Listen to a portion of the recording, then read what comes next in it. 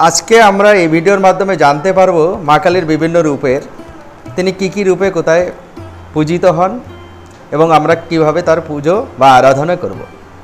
মা কালী পরম বৈষ্ণবী, তিনি ব্রহ্মস্বরূপা। তো মা কালীর প্রথম যে রূপ নিয়ে আমরা আলোচনা করছি সেটা হচ্ছে দক্ষিণা কালী। দক্ষিণা কালী সর্বাপেক্ষা প্রসিদ্ধ মূর্তি। এটি প্রচলিত ভাষায় শ্যামাকালী নামে আখ্যাতা।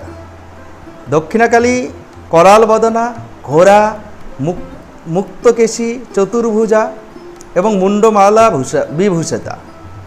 তার বাম কর যুগলে সদ্যচ্ছিন্ন নরমুণ্ড ও খর্গ, দক্ষিণ কর যুগলে বর ও অভয় মুদ্রা। তার গাত্রবর্ণ মহামেঘের ন্যায়, তিনি দিগম্বরী। তার গলায় মুন্ডমালার হার, কর্ণে দুই ভয়ানক সবরূপী কন্যাবতংশ। কোটি দেশে নরহস্তের কোটিবাস, তার দন্ত ভয়ানক। তার স্তনযুগল উন্নত, তিনি ত্রিনয়নী এবং মহাদেব শিবের বুকে দণ্ডায়মান। তার দক্ষিণ পথ শিবের বক্ষে স্থাপিত।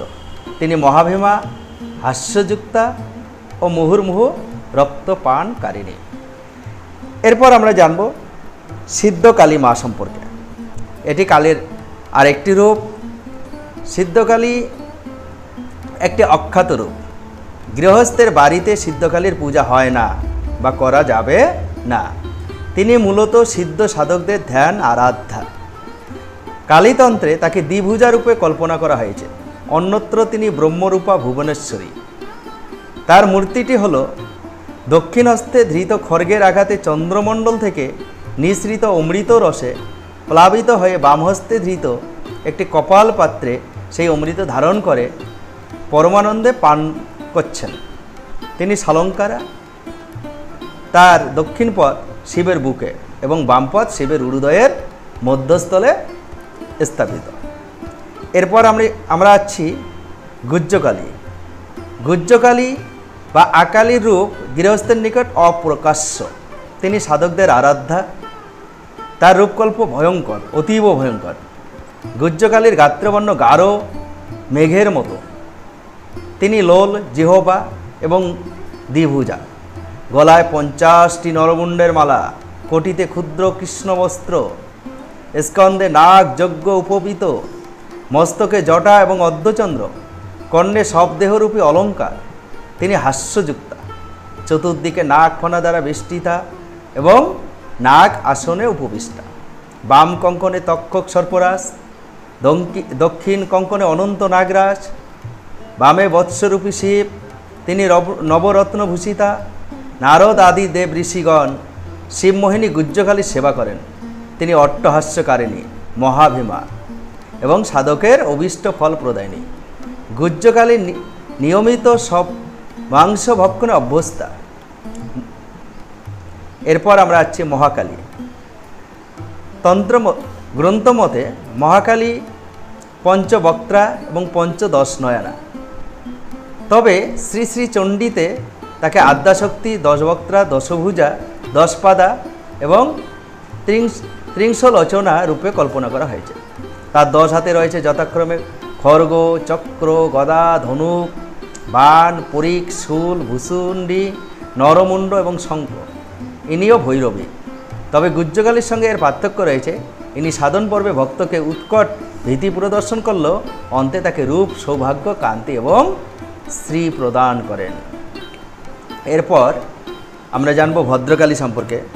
ভদ্রকালী নামের মধ্যেই ভদ্র শব্দের অর্থ অর্থাৎ কল্যাণ বা কাল শব্দের অর্থ শেষ সময়। যিনি মরণকালে জীবের মঙ্গল বিধান করেন তিনি ভদ্রকালী। ভদ্রকালী নামটি অবশ্য শাস্ত্রে দুর্গা ও সরস্বতী দেবীর অপর নাম রূপে ব্যবহৃত হয়েছে। কালিকা পুরাণ মতে ভদ্রকালীর গাত্রবর্ণ অতসী পুষ্পের ন্যায়, মাথায় জটাজুট, ললাটে অর্ধচন্দ্র এবং গলদেশে কণ্ঠাহার। তন্ত্রমতে অবশ্য তিনি মশির ন্যায় কৃষ্ণবর্ণা, কোটরক্সি, সর্বদা ক্ষুদিতা, মুক্তকেশী। তিনি জগৎকে গ্রাস করছেন। তার হাতে জ্বলন্ত অগ্নিশিখা ও পাশযুগ্ন। এরপর আমরা জানব চামুণ্ডা কালী সম্পর্কে। চামুণ্ডা কালী বা চামুণ্ডা ভক্ত ও সাধকদের কাছে কালীর একটি প্রসিদ্ধ রূপ। দেবী ভাগবত পুরাণ এবং মার্কণ্ডেয় পুরাণে এর বর্ণনা আছে। চামুণ্ডা চণ্ড ও মুন্ড নামক দুই অসুর বধের জন্য দেবী দুর্গার ভ্রুকুটি কুটিল ললাট থেকে উৎপন্ন হয় চামুণ্ডা কালী। তার গাত্রবর্ণ নীল পদ্মের ন্যায়, হস্তে অস্ত্র, দণ্ড ও চন্দ্রহাস, পরিধানে ব্যগ্রচন্দ্র, অস্থি চর্মসার শরীর ও বিকট দাঁত। দুর্গাপূজায় মহাষ্টমী ও মহানবমীর সন্ধিক্ষণে আয়োজিত সন্ধি পূজার সময় দেবী চামুণ্ডার পূজা করা হয়। পূজারী অশুভ শত্রু বিনাশের জন্য শক্তি প্রার্থনা করে তার পূজা করেন। অগ্নিপুরাণে 8 প্রকার চামুণ্ডার কথা বলা হয়েছে। এরপর আমরা জানব শ্মশানকালী সম্পর্কে। শ্মশানকালী কালী মায়ের আরেকটি রূপ। এই রূপের পূজা সাধারণত শ্মশান ঘাটে হয়ে থাকে। এই দেবীকে শ্মশানের অধিষ্ঠাত্রী দেবী মনে করা হয়। শ্মশানকালীর দেবীর গায়ের রং কাজলের মতো কালো। তিনি সর্বদা বাস করেন। তার চোখ দুটি রক্তপিঙ্গল বর্ণের, চুলগুলি আলুলায়িত, শুকনো দেহ এবং ভয়ঙ্কর। বা হাতে মদ ও মাংসে ভরা পান পাত্র, ডান হাতে সদ্য কাটা মানুষের মাথা। দেবী হাস্য মুখে মদ মাংস খাচ্ছেন। তার গায়ে নানা রকম অলঙ্কার থাকলেও তিনি উলঙ্গ এবং মদ্যপান করে উন্মত্ত হয়ে উঠেছেন। শ্মশানকালীর আরেকটি রূপে তার বা পা শিবের বুকে স্থাপিত এবং ডান হাতে রয়েছে খড়গ। এই রূপটিও ভয়ঙ্কর রূপ। শ্মশানে তন্ত্র সাধকরা শ্মশানকালীর পুজো করেন। এই পুজো করলে খুব তাড়াতাড়ি বা খুব শীঘ্রই সিদ্ধ হয়ে যায়। এরপর আমরা জানছি নিশাকালী সম্পর্কে।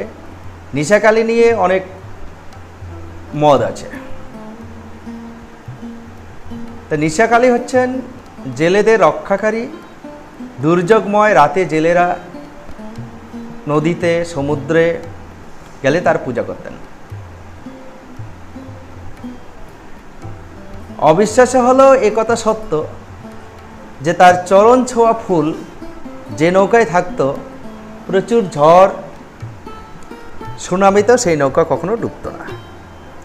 এছাড়া আদিভৌতিক ভীতি কাটানোর জন্য এই দেবী প্রসিদ্ধ। আবার আরেকটি মতে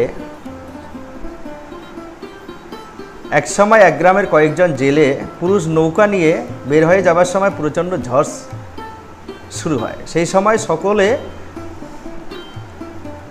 সকল জেলেদের পত্নী তাদের স্বামীর জন্য দেবী মন্দিরে উপস্থিত হয়ে প্রার্থনা করতে থাকে। এই সময় একজন বৃদ্ধা এসে তাদের নিশাকালীর মাহাত্ম্য কথা বলে তাদের বলেন, যে কুলে স্বয়ং দেবী জন্ম নিয়েছিলেন সেই কুলে রক্ষা করতে দেবী নিজেই, তাই তার রূপ নিশাকালীর ব্রত করো। তিনিই দুর্যোগময় রাতে তোমাদের পতিদের রক্ষা করবেন। সেই থেকে জেলেরা নিশাকালীর পুজো করে থাকেন। নমস্কার।